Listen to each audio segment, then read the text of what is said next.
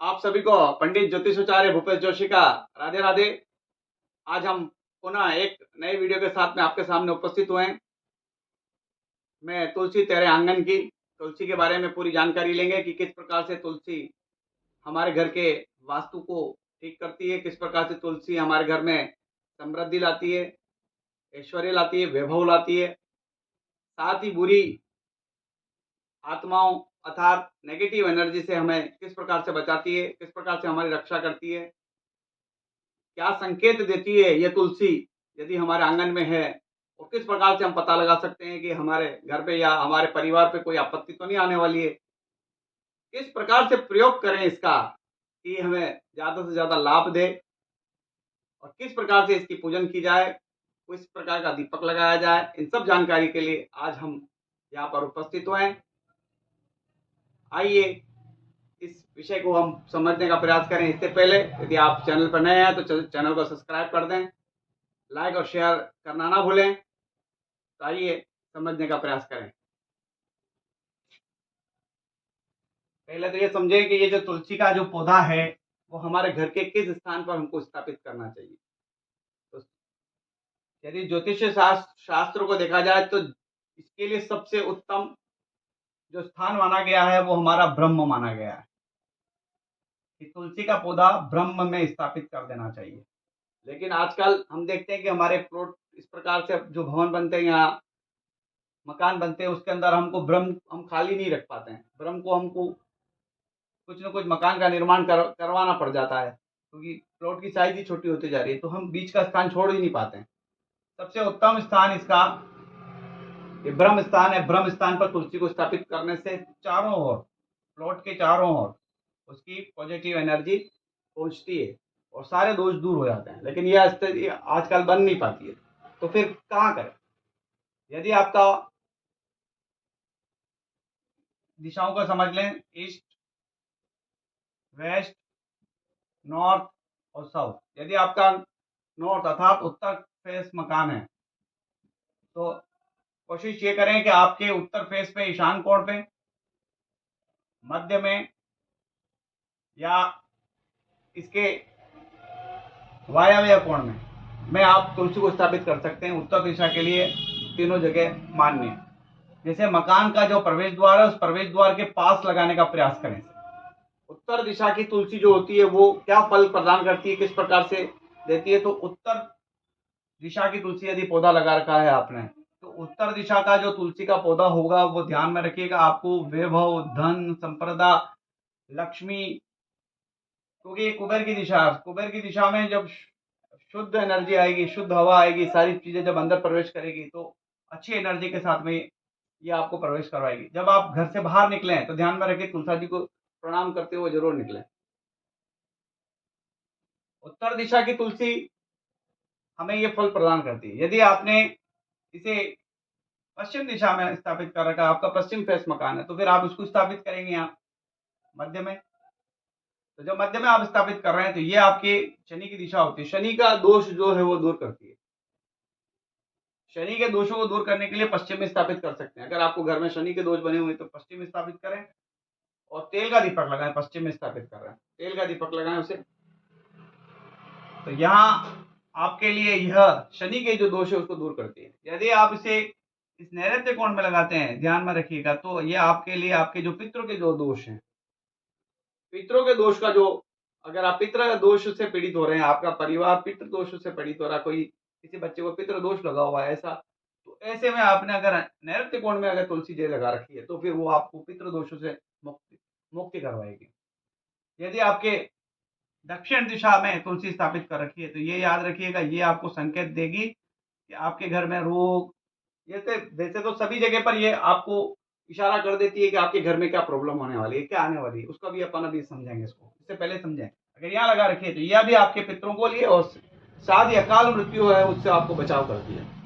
तो यहाँ पर भी आपके लिए तुलसा जी बहुत अच्छी मानी गई, यहाँ पर भी आप लगा सकते हैं। यदि आप इसे पूर्व की तरफ लगा रहे हैं, पूर्व की तरफ लगा रहे हैं, इसका मतलब आपका फेस जो है मकान का वो पूर्व की तरफ है, तो आप इसे इंद्र दरवाजे तरफ अर्थात यहाँ पर जयंत और इंद्र दरवाजा, तो इस जगह पर आप इसको यहाँ पर स्थापित करवाएं तो यहाँ पर जब आप स्थापित करते हैं तो ये भी बहुत उत्तम। जब आपके पूर्व दिशा की तरफ तुलसा जी हैं तो फिर आपके लिए सबसे अच्छा चीज क्या रहेगी कि आप जब सूर्य को अर्घ्य दे रहे हैं तो वो पानी आप तुलसा जी के अंदर डाल दें। डायरेक्ट तुलसा जी का जो पानी होगा वो आप सूर्य के सामने रखते हुए और आप उसमें चढ़ा दें। ध्यान रखिएगा जब हम सूर्य को अर्घ्य देते हैं तो हमारा सर, जो पानी की धार है वो हमारे नेत्रों के अंदर जानी चाहिए। जो सूर्य की किरणें हैं वो पानी से टकरा कर नेत्रों में जानी चाहिए, तो नेत्र रोग भी आपके अगर दूर हो जाते हैं इससे।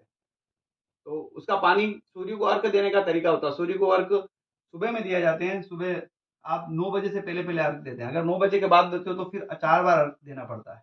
4 बार अर्घ देना पड़ता है 10 बजे के बाद। इसका मतलब सूर्य 9 बजे से पहले 3 अर्घ लेते हैं। तो 3 अर्घ को आप घड़ी की दिशा में घूमेंगे। घड़ी की दिशा में घूम के वापस अपनी जगह पर आएंगे और 3 बार पानी को छोड़ेंगे। तो 3 बार पानी छोड़ने के बाद में जब पानी छोड़ते हैं तो वो पानी की जो धार है उसको सूर्य की किरणों की जो रेज है, सूर्य की किरणों की जो रेज है वो आपकी आंखों के अंदर पड़नी चाहिए। जब आपकी आंखों में पड़ेगी तो आप देखेंगे आपकी आंखों की ज्योति, आपको मोतियाबिंद ऐसी समस्या अगर आ रही है तो वो आपको दूर करेगी।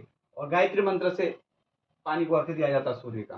क्या डालना है, ये चीजें भी मैंने पहले वीडियो में बता रखी है, तो आप अगर उनको देखना चाहते हैं तो डिस्क्रिप्शन बॉक्स में जाके देख लें। तो ये यहाँ पर आपको ये चीज समझ में आ रही है कि अगर पूर्व में यदि आप इसको तुलसा जी आपने यहाँ आग्नेय कोण में लगा रखी है तो भी आपके लिए उत्तम फल करती है, कोई प्रॉब्लम नहीं। ये वाली जब तुलसा जी आप यहाँ पर लगाते हैं पूर्व दिशा में तो ये राज्य से आपको प्रॉफिट कराती है, सरकार से प्रॉफिट कराती है और ऐसी एजेंसियों से प्रॉफिट करा देती है जो किसी न किसी सरकार के अंडर में काम कर रहे थे। इस प्रकार का लाभ लेना था तो पूर्व में पितरों से संबंधित दोष है, तो शनि से संबंधित दोष है और आप धनवान बनना चाह रहे हैं आपके परिवार के अंदर, इन सब चीजों के लिए तो आप उत्तर दिशा में तुलसा जी को स्थापित कर सकते हैं। अब तुलसा जी ध्यान में रखिएगा, बहुत महत्वपूर्ण बात है। तुलसा जी को जब हम पानी पिलाते हैं या तुलसा जी को जब हम जल चढ़ाते हैं सुबह, तो जल याद रखिएगा रविवार और एकादशी, ये 2 दिन हमको 2 दिन याद रखिएगा। इन 2 दिन में कभी भी जल हमको तुलसा जी को नहीं चढ़ाना। जैसे तुलसा जी का ये आपका गमला है, स्पॉट पे आपने तुलसा जी लगा रखी है। अभी जब तुलसा जी आपने यहाँ लगा रखी है तो ध्यान में रखें कि इस तुलसा जी के अंदर एक तो आपको जो मिट्टी डालनी है उस मिट्टी को देखते रहेंगे, क्योंकि तुलसा जी की मिट्टी याद रखना भवन, और जब हम हवन करते हैं या भवन निर्माण करते हैं उसमें बहुत जरूरी होती है। हवन में तो तुलसा जी मिट्टी बहुत, तो इसलिए इस जो पौधा है उसके अंदर आपको फर्टिलाइजर का प्रयोग कम से कम करना, नहीं करना है, नहीं करना, करना ही नहीं है, सीधी सी बात। यहाँ पर आप इसको सिर्फ प्राकृतिक खाद से आप दें। पत्तियों का जो खाद है वो दे सकते हैं, गोबर का खाद दे सकते हैं, लेकिन आप इसमें कोई फर्टिलाइजर नहीं डालें। ध्यान रखें, क्योंकि इस पत्तियां जो इसकी होती है उसको हम खाते हैं। जब हम खाते हैं तो वो हमारे शरीर में लग जाती है, तो हमको उससे रोग हो जाएगा। तो इसका खाने का तरीका भी अलग है। पत्तियां जब आप तोड़ रहे हैं तो ध्यान रखें, इसको पत्तियों को तोड़ने के बाद में पानी से साफ करने के बाद में डायरेक्ट मुंह में लिया जाता है, इसको चबाया नहीं जाता है। तुलसा जी के पत्ते को दांत से नहीं चबाना चाहिए। इसका भी वैज्ञानिक कारण ये है कि उसके अंदर एसिड होता है जो आपके दांत को खराब कर सकता है। तो तुलसा जी का पत्ता अगर ले रहे हैं तो पूरा का पूरा मुंह के अंदर जाना चाहिए। कभी ऐसे काट के तुलसा जी को नहीं खाया जाता, पूरा तुलसा जी। और आप जब भोग लगा रहे हो कृष्ण जी को तो तुलसा जी तो आपको डालनी डालनी है उसमें। भोग लगाने से में तुलसा जी का प्रयोग किया ही जाता है। तो चाय बना रहे तो पूरी तुलसा जी डालें, पूरा पत्ता डालें उसमें, उसको तोड़ के नहीं डालें। और मुंह में ले रहे तो खास कर ध्यान में रखें कि उसका पत्ता जो है वो टूटना नहीं चाहिए, डायरेक्ट मुंह में सीधा सा चला जाना चाहिए। और एकादशी और रविवार के दिन आपको उसमें पानी नहीं सींचना चाहिए। एकादशी के दिन तुलसा जी श्री कृष्ण के नाम का जप कर रही होती है और हमको उनको डिस्टर्ब नहीं करना चाहिए, इसलिए इस चीज को हमको ध्यान में रखना चाहिए। तो तुलसा जी क्या संकेत करती है, एक तुलसा जी कैसे संकेत करती है कि यार हमारे घर में कोई आपत्ति है। देखेंगे आप, देखना, ये अपना आजमाया हुआ प्रयोग है। यदि आपके घर का तुलसा जी का पौधा बहुत हरा भरा है, उसमें कोई प्रॉब्लम नहीं आ रही और अचानक वो सूखने लग रहा है, आप देख रहे हैं अचानक सूखने लग रहा है, उसके अंदर कोई बीमारी आ रही है, तो ये समझ लें कि आपके घर में आने वाली कोई एक ऐसी समस्या उत्पन्न हो रही है। तुरंत याद रखें, तुरंत तुलसा जी अगर सूख चुकी है तो निकाल दें। सूखी हुई तुलसा जी नहीं लगानी चाहिए। सूखी हुई तुलसा जी के ऊपर भी अगर माजरे लगी हुई ऐसी तो उनको भी तोड़ देना चाहिए, बाहर रहता है वो। और कहाँ डालें इसको, कैसे रखें, कैसे संभालें। प्लास्टिक की थैली में आप उसको संभाल के किसी ऐसे स्थान पर रख दें या आप किसी पेड़ के ऊपर उसको रख दें। सूखी हुई डालियों को भी घर के अंदर लाके नहीं रखना चाहिए तुलसा जी की, उनको किसी एक स्थान पर विशेष में बाहर ही रखें। उसको अंदर प्रवेश ना दे, एक जगह स्थान बाहर बना दे, वहां पर उन तुलसा जी को व्यवस्थित तरीके से फिर जब समय मिले उसको पधरा दें। इसको जलाना नहीं चाहिए। इसको जलाने का कार्य सिर्फ जब कोई व्यक्ति की मृत्यु हो जाती है तब उस तुलसा जी को, जो आपके घर की सिंची हुई तुलसा जी है, उसको अगर आप संभाल के रखते हैं तो आप उसमें उसमें आप वो रख सकते हैं तुलसा जी, जिसका आपने उसको किया। तो इतना बड़ा इसके अंदर शास्त्रों के अंदर तुलसा जी का की महिमा बताई गई है। इस प्रकार का अगर आपको संकेत दिख रहा है कि तुलसा जी आपके घर के अंदर सूख रही है, तो तुलसा जी को रिमूव कर दें, वहां से हटा दें और दूसरी नई तुलसा जी को स्थापित कर दें। ध्यान रखना, तुलसा जी को लगाने का समय सुबह का होता है और सुबह में भी बुधवार और गुरुवार, ये 2 दिन ही तुलसा जी को लगाना चाहिए। इसके अलावा वार वर्जित है, जिसमें रविवार और एकादशी के दिन तो लगाना ही नहीं चाहिए। बुधवार सबसे उत्तम है। बुधवार के दिन नया पौधा लेकर आए, नए पौधे को स्थापित करें, उसकी पूजन करें, अर्चना करें और उसको विधिवत तरीके से स्थापित करवा दें। तुलसा जी अगर हरी भरी है आपके घर की, तो आप समझ लें कि आपका समृद्ध, आपका घर परिवार समृद्ध होगा। अगर आपको ये चैनल के माध्यम से बताई गई चीजें अच्छी लग रही है तो आप इस चैनल को जरूर लाइक करें, सब्सक्राइब करें, बेल आइकन को बजा दें और साथ में मेरे जो दूसरे वीडियो हो अगर उनको आप देखना चाहें तो डिस्क्रिप्शन बॉक्स के अंदर ये सारे लिंक इसके अंदर दिए गए, उन चीज़ों को भी आप देखकर अपने परिवार की जो आने वाली समस्या हैं, जो वास्तु दोष है, ज्योतिष से संबंधी अगर कोई समस्या आ रही है तो आप उसको देखकर बड़े आसान तरीके से बिना तोड़ फोड़ के आप उसको करेंगे। निश्चित तौर पर ये आपको पसंद आया हो तो आप इसको लाइक करें, शेयर करें। आप सबको पंडित ज्योतिषाचार्य भूपेश जोशी का पुनः एक बार राधे राधे। फिर ऐसे ही किसी वीडियो के साथ में फिर उपस्थित होंगे। जब तक के लिए जय श्री कृष्ण।